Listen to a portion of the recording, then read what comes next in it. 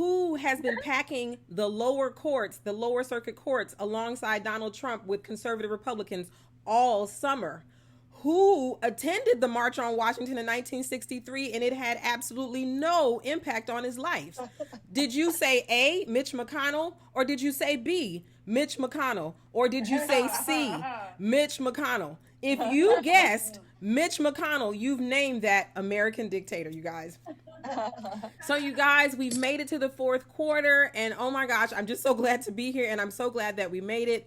Like, for me, it's just been all about like snacking and eating. It's like I eat, I shit, right? I cry like every day. It's like I'm a newborn, just like stuck at the crib. Like anybody else, like just trying to figure out.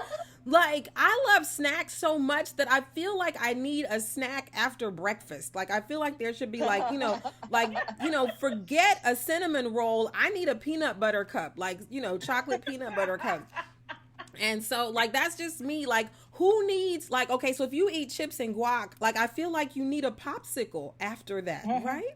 So that's how I feel about snacks. I read this article recently, and it said chia seeds, avocado, and coconut oil, foods that fight fat. And I was like, but are y'all winning? Are y'all right? Are y'all beating fat? Like, are y'all knocking fat out in the boxing ring? And let me just say this, right? I have gone, honestly, from quarantine snacks to protest snacks. Like, I love snacks. And so we've had a year, right? Like, quarantine, revolution, second wave quarantine, some more revolution.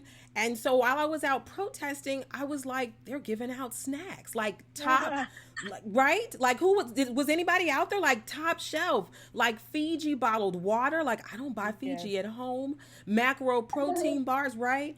Organic fruits, organic nuts. And I'm just like chowing down, just trying to no justice, no peace, just eating. And then, right? And then all of a sudden it hits me. What is Martin Luther King, Rosa Parks, and John Lewis saying about us? They're like, snacks? Right. You guys need snacks to protest? Bottled water? Our only contact with water was hoses. But you guys need bottled water and a buffet. And I'm just like, well, some of us have a low glycemic index, and we need our snacks to make it in these streets. And so I'm just saying, also, you guys, in this time that we have been sheltered in place, like, if you have dreams, like, and you have some missions in your life, like, this is the time to, like, really, set your intention, meditate, and become focused about it. And I, for one, did that. I love to talk. I'm trying to swallow blueberry. Sorry. I love to talk. So I started a communication service. So I want you guys to take this phone number down, because sometimes you may need to make a call to my service, and I just want you to have the number.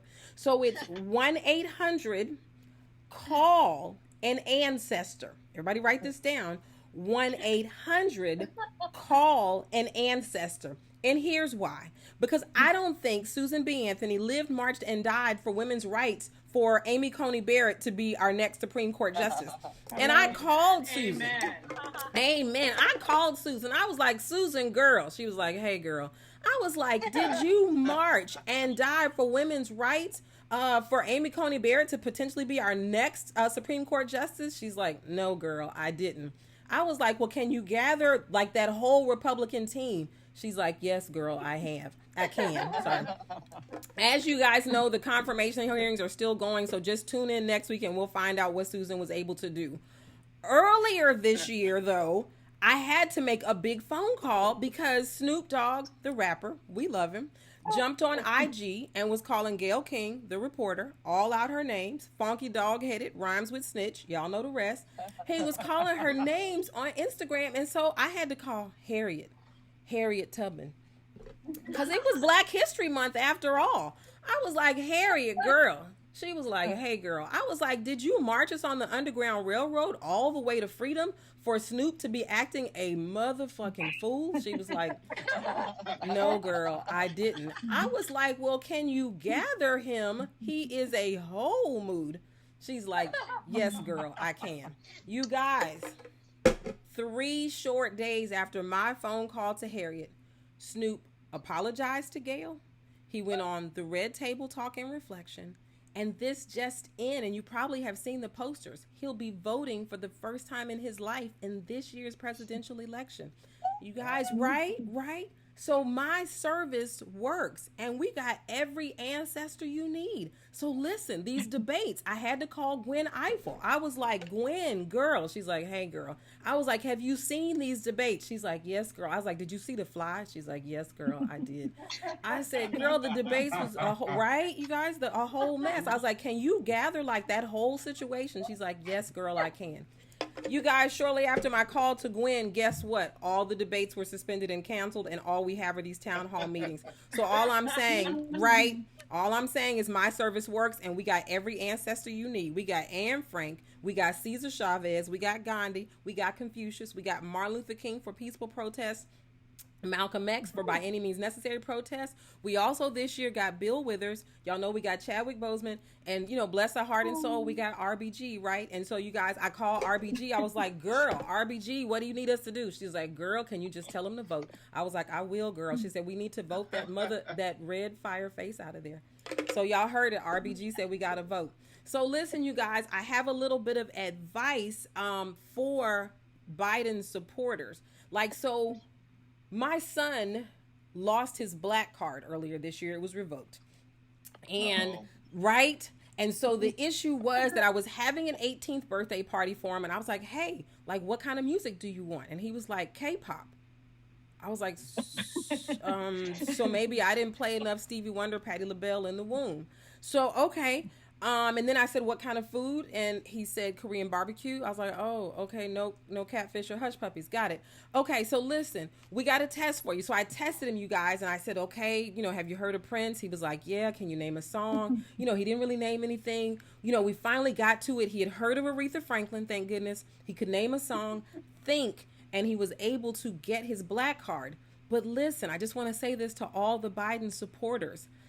I think that we all are going to have to learn some Negro spirituals. And let me tell you why. And here's the thing. As a result of learning the Negro spirituals, you'll all get your black cards too, allies and everybody. But let me just tell you why I think, right? Let me tell you why I think Negro spirituals work, right? Because in 1963, as I mentioned earlier, we had the March on Washington.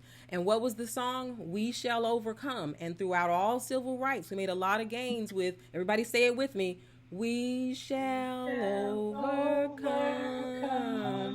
And so I'm just saying to the Biden supporters, we got the Voting Rights Act in 1965, which unequivocally gave all African Americans across this country the right to vote. So I'm thinking that if we're trying to have decisive victory and get Trump out of here, everybody just needs to start singing Negro spirituals.